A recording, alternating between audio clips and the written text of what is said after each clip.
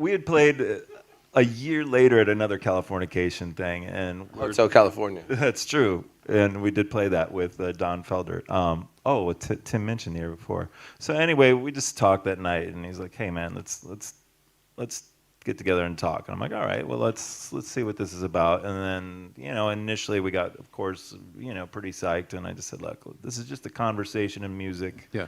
This isn't. Let's not talk about records and anything like that. Let's just see where this goes." And I just said, "Hey, my life is cool, man. Let's just make some music, and if it becomes a record, it becomes a record." If Yeah. Oh, you asked him out the first day that we worked together. Is that what you're going for? Yeah. And so anyway, the first day he was coming over, I thought, oh, Manson's coming over in a little while, like an hour. I got to get mic set up and everything because The sun was up. I have the day job. I do the movies and the TV and stuff during the day, and usually at night.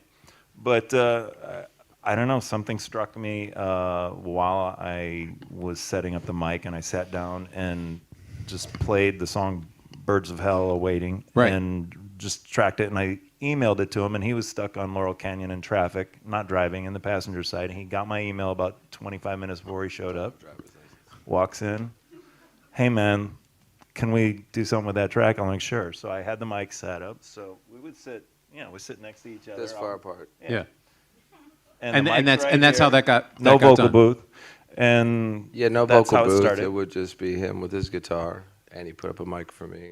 The working process between the two of you, Tyler, you challenged Manson on a couple of things with respect to making this record. First, that you wanted him to sing. Talk a little bit about kind of how those discussions went. Well, I think Manson has an incredible voice. Like there's a multitude of dimension to it that is not common in a lot of singers. And I thought, I know his music enough to know his music, but I didn't know, like when I went on tour, I knew half the songs. So I learned half the songs for the first time I'd listened to them. But I thought that there was something that his audience and myself could get to know about him that they don't already know if he were to sing a little bit more and sort of expose that part of himself. Yeah. And the songs he sang with soul and just gave into it, and it was great. I mean, it was really infectious, and one song after the next happened. No, thank you though. But after we were done with the record, then we were doing some press, and he said that he made the music to go around my vocals because he scores films. And I didn't know that essentially when we were making it, but he didn't know that I was actually making my vocals go around the music. So it was... well, I didn't tell you what I was doing either. I know, but see, we never had that conversation. We just sit down, he had a guitar, and I would just... And it wasn't something that was improv. I would come in, and I have one notebook. I didn't bring it with me, but you remember I had one notebook, and it had a honeycomb on the cover of it. It was very Fibonacci, but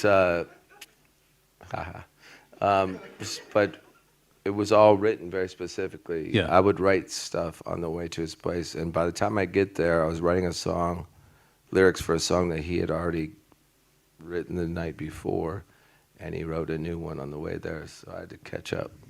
Well, I would always have something. Tomato. I would always have something on the table that day, but I wouldn't.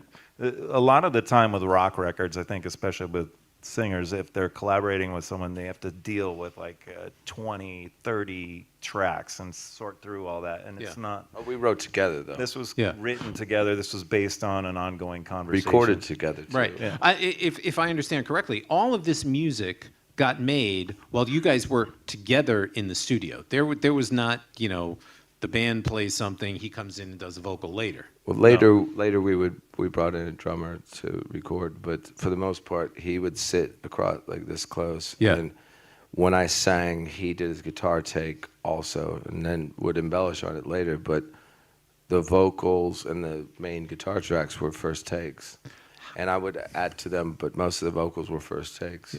How does that change you as a singer? If you are literally sitting there next to him and he's playing the music, how does that change you?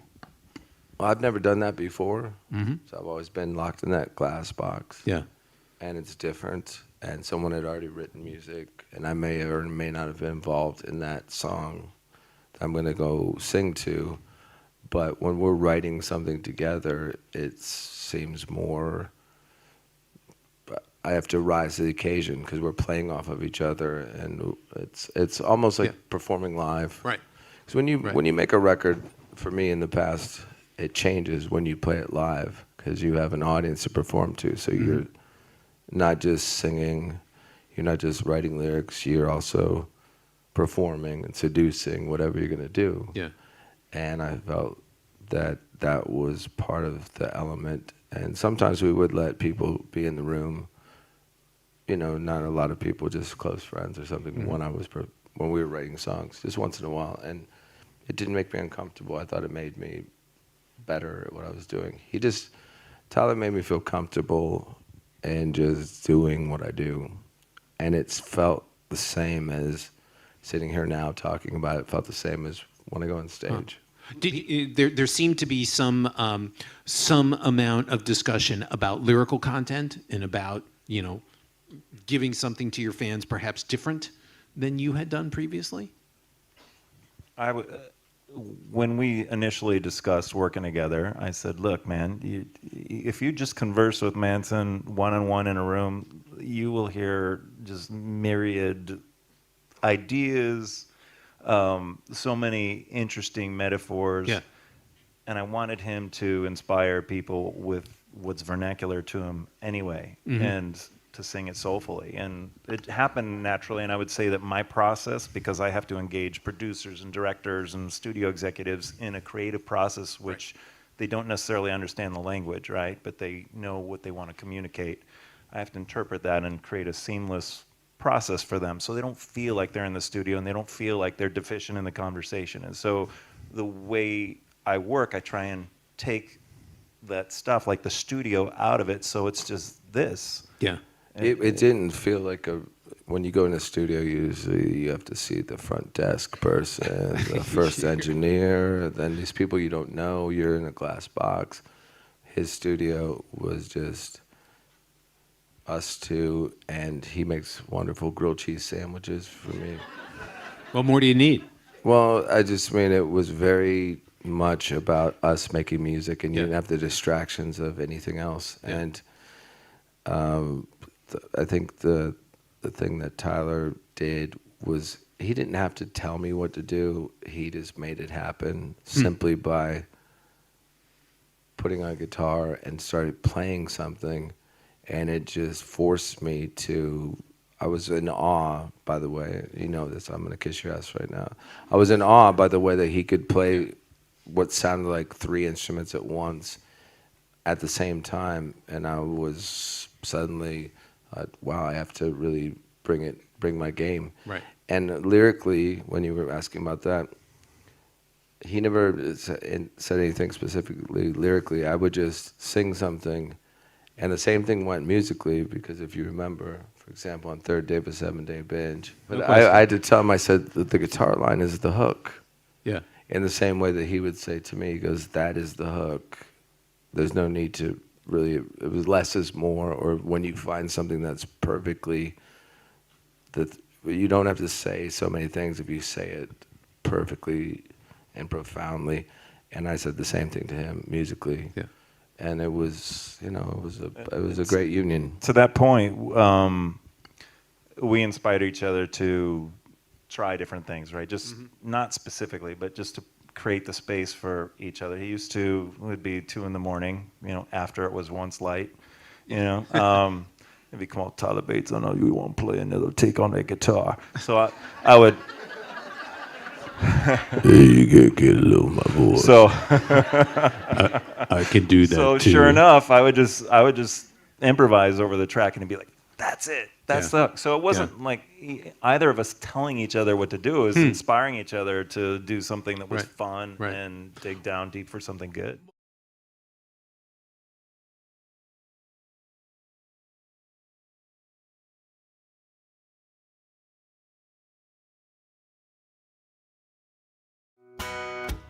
Stood in the face of grim death, Screaming monsters bring me to deafness.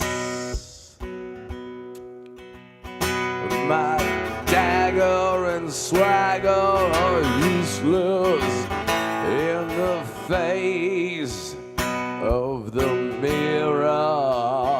When the mirror is made of my face, this is the house of death. Even angels die in the arms of demons.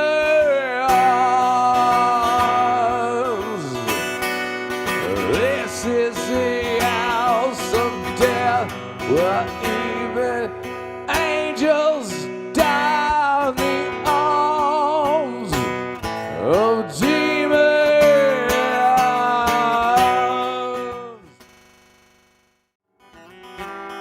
No one is exposed to the odds of evil.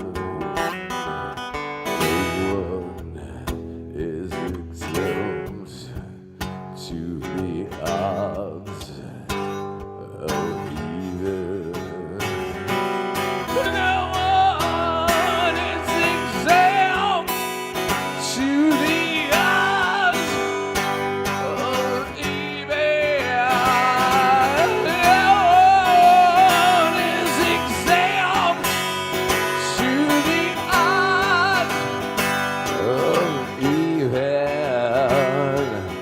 No one is exempt to the odds of evil. No one is exempt to the odds of evil.